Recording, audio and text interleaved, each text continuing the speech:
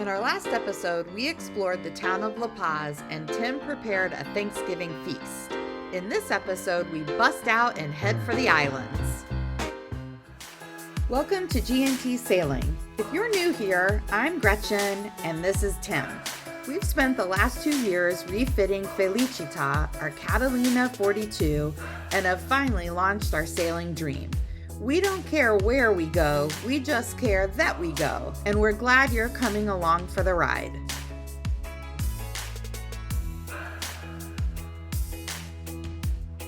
Hi there, future Gretchen and Tim. We are currently sitting in the North Woods of Wisconsin in our little cottage, which is our land base when we're not on the boat. We wanted to just pop in here and give a little context before you see this episode. So you will see us today in this episode leaving La Paz. Finally. And if you watch our last episode, you saw that we were stuck in La Paz and a little frustrated by that. So we wanted to share why and how we got stuck because there were a few different factors. So the first one had to do with Mother Nature, so Tim will talk a little bit about that. It is not hyperbole to say we were stuck there. We were literally stuck because the north winds that time of year blow so ferociously, they closed the port of La Paz. So we literally were stuck by the weather, and we did not either study it enough or it was a weird winter or whatever, but those north winds were for real, man. Remember, it's pretty much December through March. Yeah. Those northers come, and they come for like 3 to 5 days, and they come every 3 to 5 days. So you have to make your movements in those little windows, and you can't move super far, and you have to make sure you're in a protected anchorage from the north, because when those winds come, they really come. Yeah. So it is tricky. And we were, this was like at the very beginning of our cruising. Yeah, we were still kind of finding our legs. Yep. So there were a couple of other factors that would have probably shown up anywhere we were, but it happened that we were in La Paz, so they showed up there. One is we were buddy boating with friends who we adored and really wanted to stick with at least through December, and then we ended up sailing with them more. And they had some boat work stuff that needed to happen. They had a guest coming, and we also had an obligation in early January where we had a friend coming. Yeah. So we couldn't get too far from La Paz because our friend was meeting us in La Paz. And then the other factor is that if you saw a couple of episodes ago, my dad went into the hospital literally as we were sailing to La Paz.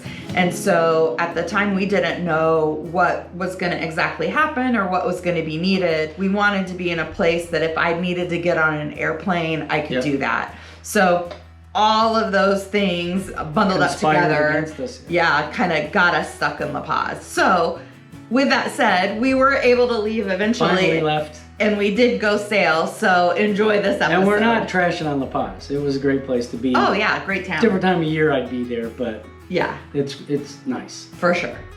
Enjoy the episode. Isla Espiritu Santo is a beautiful national park made up of 2 islands about 25 nautical miles from the port of La Paz. Ensenada de Guyana, like most of the anchorages on the islands, is located on the western side. It's mostly a sandy bottom with good holding and good protection from the north wind. Locals suggested not being up there if it's going to blow more than 25 knots, and we'd agree based on our experience. We slipped in a quick trip with our friends from Salt Whistle before they headed home for the holidays, and we ended up exploring the islands a few more times throughout the season. Look ahead, the sea is calm, and I know we've been through a lot, but just wait. Wait for better days to come and carry us like wind in our sails.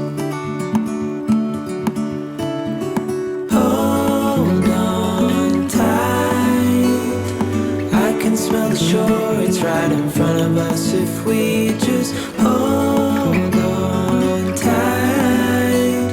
This vision that I saw is getting closer every dawn. We are dreamers of the shore.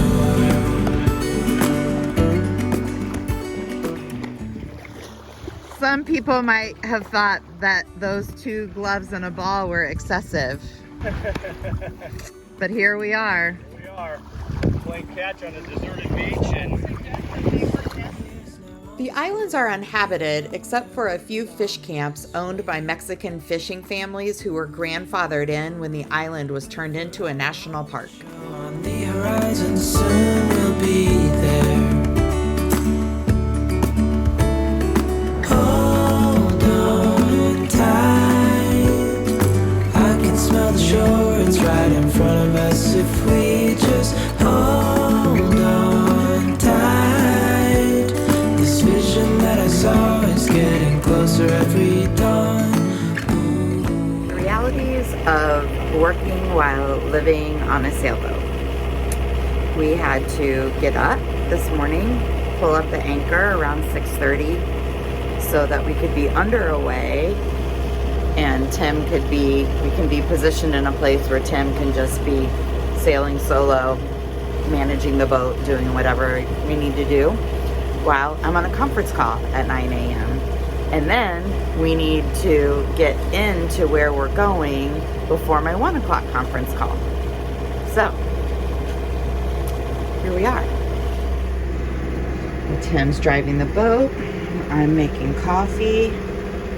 Don't worry, we don't do pour over when we're in an active sea state. There's no roll or anything. And of course, Tim caught a fish about 20 minutes before my call started. Look at him fight out there. Oh my gosh, he's way back there. The tug is the drug. Looks pretty big.